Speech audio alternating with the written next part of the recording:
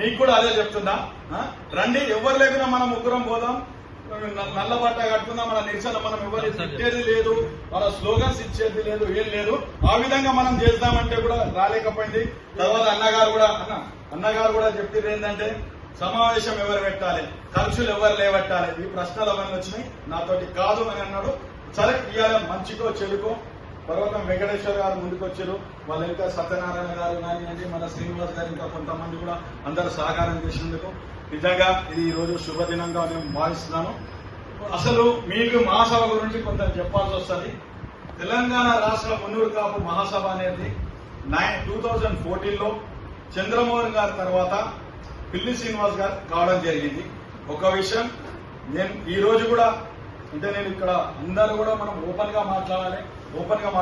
చంద్రమోహన్ గారు ఆయన దగ్గర పనిచేసే వాళ్ళం ఉన్నాము, ఆయన పోస్ట్ లో ఉన్నాము, ఆయన కమిటీలో మేము మెంబర్ గా ఉన్నాం. అయితే గంప చంద్రమోహన్ గారిని దొంగ అనేటోడు ఎవరంటే పిల్లి శ్రీనివాస్ అంటారు. ఎందుకన్నానంటే పిల్లి శ్రీనివాస్ దొంగతనం చేసి రెడ్ హ్యాండ్ దొంగిపోతే పట్టుకొని అప్పుడు అక్కడ ఉన్నటువంటి ఎవరు ట్రస్ట్ వాళ్ళు డబ్బులు ఇస్తే డబ్బులని మింగేసారు. భోజనాలు సరిగ్గా పెట్టకపోతే అందరు కలిసి అప్పుడు మేమంతా కలిసి ఆయన మీద అవిశ్వాస తీర్మానం పెట్టి పీకి పడేసినామండి. కొంపల్లి వీటిలో పీకి పడేసినాం. దొంగతనం చేసిన నిరూపించినాం. మహాసభ చోకాలు నోటీసులు ఇచ్చింది, డబ్బులకు లెక్క చెప్పమని. డబ్బులకు లెక్క ఇంతవరకు చెప్పలేదు. చెప్పారని పీకి పడేసిన తర్వాత నేనే ప్రెసిడెంట్ అని గద్దె పట్టుకొని కూర్చున్నాను. గంప చంద్రమోహన్ చెడగొట్టిండని ఇప్పుడు అధ్యక్షమైన అన్నగా చెప్పాను. సరే, చెడగొట్టిండు. మీరే చెప్పండి. 1,40,00,000 రూపాయలు ఫిక్స్డ్ డిపాజిట్ చేసిన ఏకైక నాయకుడు మా గంప చంద్రమోహన్ గారండి.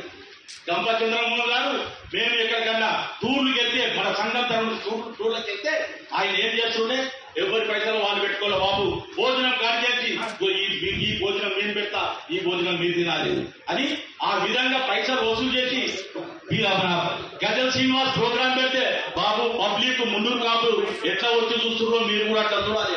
మీరు ఆఫీస్ బేరర్లు కానీ, మీరు ఈసీ మెంబర్లు కానీ ఎవరైనా సరే డబ్బులు కట్టి లోపలికి రావాలని మాతోని మా ఫ్యామిలీకి టికెట్లు తీసుకొని లోపలికి ఇచ్చాడు. అట్లా డబ్బులు పోగు చేసి 1,40,00,000 రూపాయలు ఆయన ఫిక్స్డ్ డిపాజిట్ చేసినండి. ఏ ప్రెసిడెంట్ చేసినండి? పోయిన ఆనంద్ చేశాడా? పిల్లి శ్రీనివాస్ చేశాడా? ఎవరు చేశారు? ఎవరు చేయలే. ఆయనే స్వచ్ఛందంగా అప్పుడు ఎవరి కారు లేకుండే ఆయన సొంత కారు మీద తిరిగి 300 కమిటీలు వేసిందని ఊర్లలోకి వెళ్ళి ఏ ప్రెసిడెంట్ తిరిగిందండి ఇప్పటి వరకు? ఊర్లలో ఉండి మన ఎలక్షన్కి వస్తే కూడా నిలబడ్డ ప్రెసిడెంట్ దగ్గరికి ఎవరు పోతలేరు. వచ్చి చంద్రమోహన్ కలప తలబెడుతున్నారు. చూడలేదా అన్న? చూడలేదా? లేడా అన్న కూడా వచ్చి ఆయనని కలిసిండు. అన్న కలిసి అన్నతో ఫోటో దిగిండు. మళ్ళా అన్న ఒక సందర్భంలో ఆయన కూడా తిట్టిండు. అది ఎందుకు అర్థం. ఇట్లా ఏం చేద్దాం? నాకు అర్థమైతే లేదు. ఇక్కడ ఒక మాట, అక్కడ ఒక మాట. ఇది నాకు అర్థమైతే లేదు. నాకు అతని సంఘం ఎక్కడబోతుంది. మున్నూరు కాపు మహాసభల ఎలక్షన్ జరిగిందండి. చట్టబద్ధత జరిగింది. కోర్టు ఆర్డర్ ప్రకారం జరిగింది. ఇదే పిల్లి శ్రీనివాస్ నిలబడే ఉండే ఎలక్షన్. ఎందుకు పారిపోయాడు?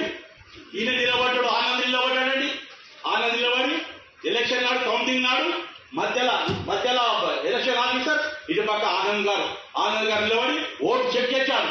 1, 2, 3, 4 కరెక్ట్ ఉంది అని చెప్పి ఈయన ఇస్తే ఈయన ఓటు తీసుకొని ప్రెసిడెంట్, మనకు గెలిచిన ప్రెసిడెంట్ వెంకటేశ్వర పోతే అప్పుడు